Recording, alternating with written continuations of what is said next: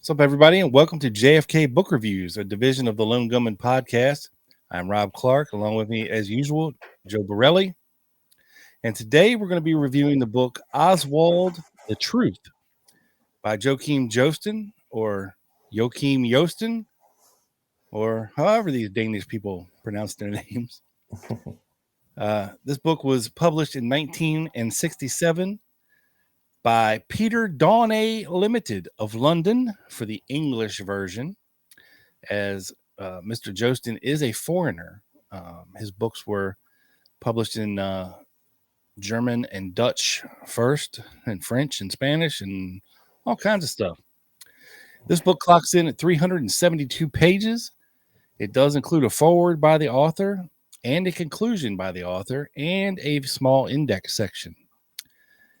There are 3 parts to this book that is divided up into 35 different chapters. And it covers a vast array of subjects, but focuses mainly on the position and theory of the second Oswald before it was popular. With that being said, Joachim Joesten, like I said, he was born in Germany in 1907, and he attended universities in France and Spain.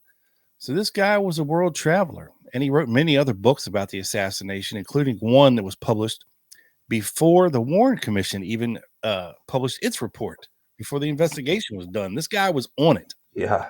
Which is crazy. It's crazy, and it caused some problems because Mr. Richard Helms thought it was such a problem. He wrote to J. Lee Rankin, of course, the general counsel of the Warren Commission, talking about this book and saying how Mr. Joesten was a commie in Germany since 1932, trying to discredit him right away. Yeah, but he had a good theory when it came to posting his stuff. He was a journalist by trade, and he would send newsletters to various publishing companies and news outlets and media outlets in the United States and around the world to promote his book and get the word out there. Now, this is what the book looks like, folks. Nice, beautiful, simple green cover. And unfortunately, at the time of this recording, it is not available on Amazon. It is not available in places like Abe Books or Thrift Books or anywhere that we could find. But we do have a PDF copy. So if you're a channel member or subscriber to our channel and you would like a copy for gratis, feel free to email the Lone Gunman Podcast at gmail.com. And we'll be more than happy to hook you up with this because, as you can see, we're fans. So, Joe, with that being said, take us into the meat and taters, if you will, please, sir.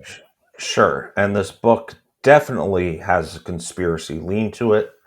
And it, as you mentioned, it does have 3 parts.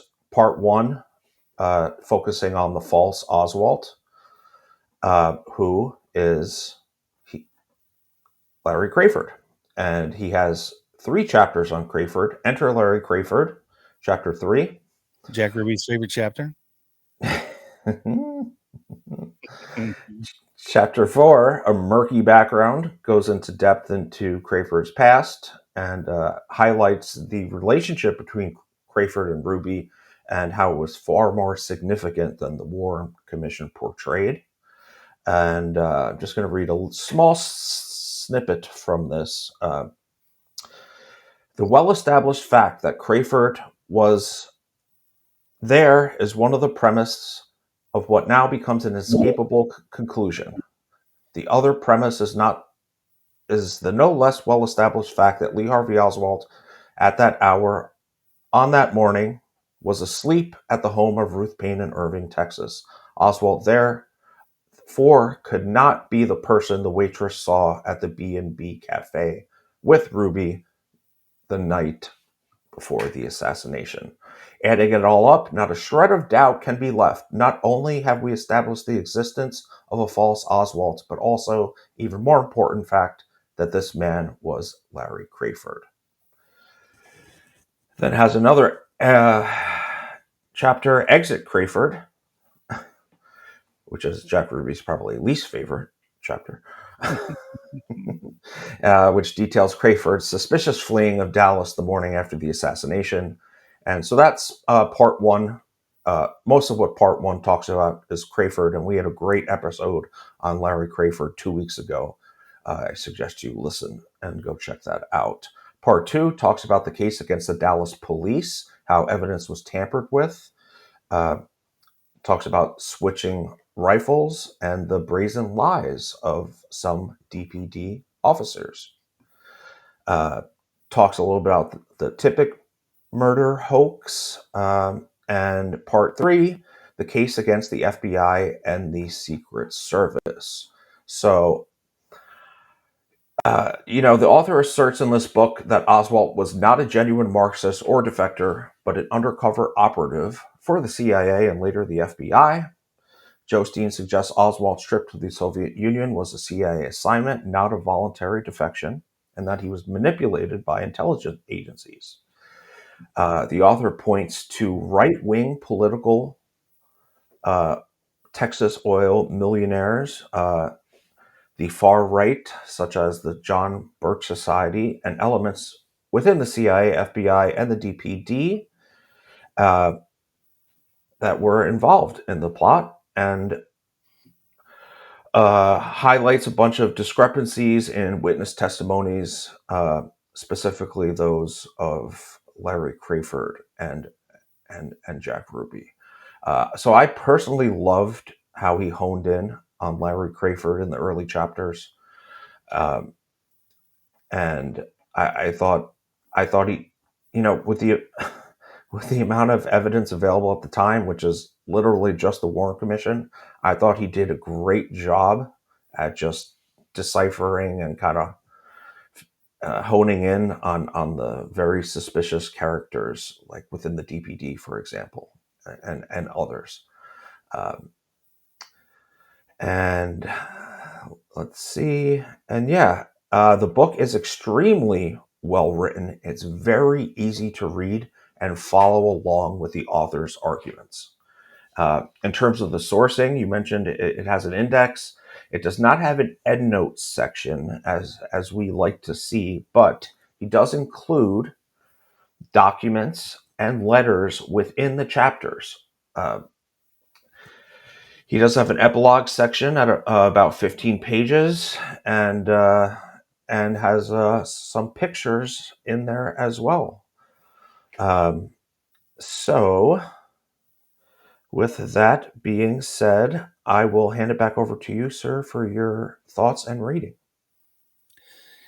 Thank you, Joe. Now, part of the reason that he doesn't have an endnote section is because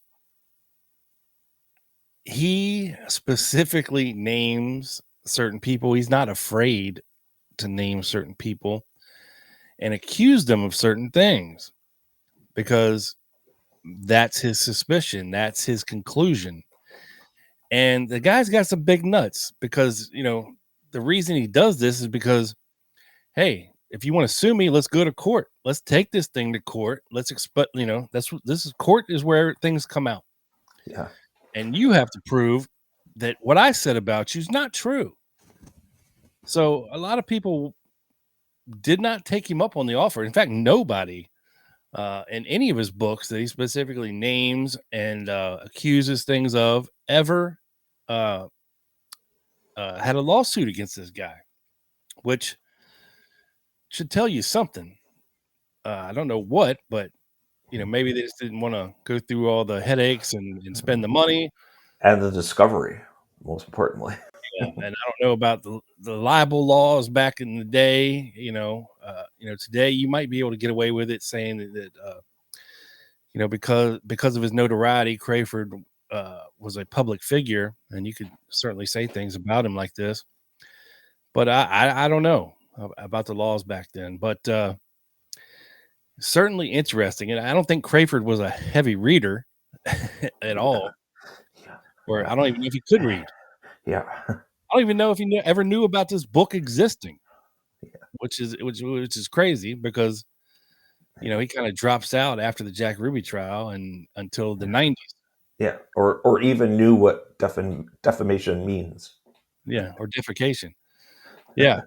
Um, but again, if you ever see this book in a used bookstore or their library and you stumble across it, grab it. Grab it and take it and run because it is definitely going to be worth some money. And look, I'm a fan, big fan of this guy, a very early pioneer in authorship about various aspects of the Kennedy assassination, including alternate theories, which he runs down, which is very intriguing. I believe he's one of the first people to point out all the oddities of Captain Westbrook and James Hosty as well. So a very, very great read for me. It's one of my favorite books ever written about the assassination. It's brave, it's bold, and it throws a giant middle finger up at the anti conspiracy lone nut establishment. And I like that. Sue me, I do ass. too. So with that being said, this book gets 9 middle fingers up, or guns up, whatever you want to call them. 9 guns up out of 10 from your boy, Joe. Wow. That's a very that's a good score, and I'm right there with you. For 1967, considering really the Warren Commission is the only documentation you can go off of, and the fact that he nails down Crayford as, and the first one too, as the probably the had the majority of the sighting, the alleged Ruby Oswald sightings that were almost certainly Crayford. So I give him a bunch of respect too, and I think the fact that Helms wrote ranking before the Warren Commission was even released, concerned about this guy, gives him some credibility. So I am going to give this a very solid 8.5.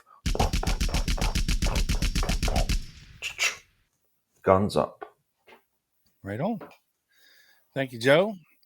And if you dug this show, you are really going to dig the podcast that we do all about the Kennedy assassination. We do it live, mostly every Friday night at 7 p.m.